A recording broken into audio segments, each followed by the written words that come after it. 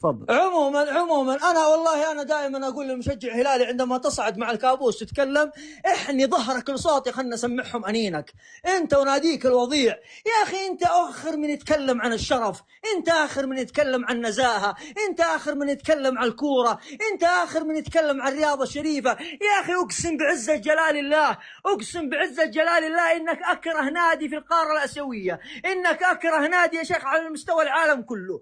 انا ما شفت نادي قذر، نادي وسخ، نادي حرامي، نادي سروق، نادي وضيع، نادي صغير زي نادي الهلال. من 50 سنة وانت تسرق، من 50 سنة وانت تنهب، من 50 سنة وكل شيء موجه لك، من بطولات، من لاعبين، من تحكيم، من مباريات، من قضايا، من دعم، من كل شيء موجه لك. أصبحنا عايشين في محور عبارة عن الكورة لأجل الهلال، الكورة لأجل الهلال، أما باقي الأندية تنحرق. أما كل شيء موجه للهلال، كل شيء لأجل الهلال، الصندوق وجد لدعم الهلال، كل حاجة قاعد تحصل عندنا بالكورة لأجل الهلال.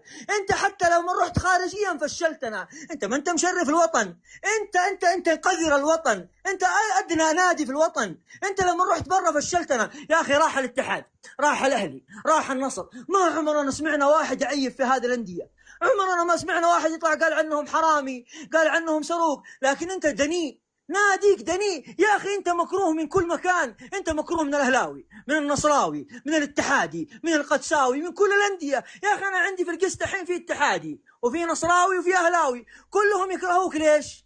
إيش السبب اللي يخلي كل الأندية هذه تكرهك؟ ليش كل الأندية تتفق أنك أنت حرامي وضيع؟ لوك ميوت ولا أسمع لك نخس، لوك ميوت. ليش كل الأندية تكرهك؟ إيش السبب؟ ايش السبب من 50 سنه ان الانديه تكرهك؟ وبعدين لما تيجي تتكلم لي وتحاول تبين ناديك كبير، وش ناديك كبير؟ وش مسوي ناديك؟ ناديك ما ظهر الا في التسعينات الميلاديه، من قبلها انت كنت مهان، انت كنت تشحت مني مصروف، انت كنت لو ما يا اخي اسال الله ان يجعلها في ميزان حسناته عبد الله الفيصل، الله يرحمه ويسكنه فسيح جناته. لولا الله سبحانه وتعالى ثم هو كان نادي الهلال. يا اخي ما كان انت موجود معايا الحين في المساحه تقول انا هلالي. انت كنت تشحت مني، تتشحت، تعرف معنى تتشحت؟ انت كنت وصلت مرحله عبد الرحمن بن سعيد الله يرحمه كان يرسل راشد بن جعيد اللين عندي عشان انا اعطيه مصروف. يا اخي مصروفك تاخذه مني، انت الابن العاقل النادي الاهلي. وش تتكلم لي على تاريخ 90 بطوله محققها بالحرام تتفاخر فيها؟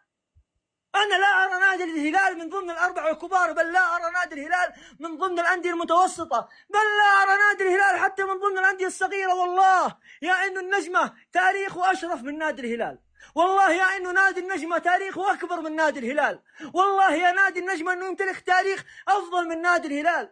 جاي تطلع تنظر لي على نادي الهلال؟ وش عندك يا أخي؟ إيش مسوي أنت؟ إيش مسوي؟ قل لي إيش مسوي؟ كل ما نجي نشوف لك بطولة نلاقيها بالحرام. كل ما يا أخي أنت وصلت فيك المواصيل تغير نظام بطولة قبلها بيومين، قبل البطولة ما تنتهي بيومين 3 أيام تغير لي نظام بطولة. يا أخي أنت الحكام كان الحكم يا أخي يقرر إنه هو الحكم هذا للمباراة قبل المباراة بيوم يتغير الحكم عشانك. أنت ما تقدر تجيني لين الملعب 11 لاعب. أنت الفار هذا اللي دحين وجد يا شيخ في السنين الأخيرة وجد عشانك، ما وجد عشان نزاهة كرة القدم. كل شيء مسير لخدمة نادي الهلال. اللوبي الأزرق هذا مسيطر على كل حاجة، مسيطر على كل شيء. هم ليش الحين قاعدين يسووا القذارة هذه؟ ليش قاعدين يسووا الدناعة والوساخة هذه؟ لأنهم عارفين في حال خصخصة الأندية كاملة والله إنه الهلال ما حيقدر ينافس معانا يا شيخ بمقدار شعره، ولا بطولة حيستجري فيها الهلال إنه يطلع ينافس فيها معانا. طالع دحين تنظر يا أخي. أنا رغم خلافي مع النصر إلا والله إن النصر أكبر منك. أنا صح أكره النصر ولا أطيق النصر ولا أداني النصر. طب حكم ميوت. أنت قلت لي ختم، ما أعطيتني وقت كفاية. لا أعطيتك كفاية، بس دقيقة. حكم ميوت لو سمحت، احنا ما تكلمنا.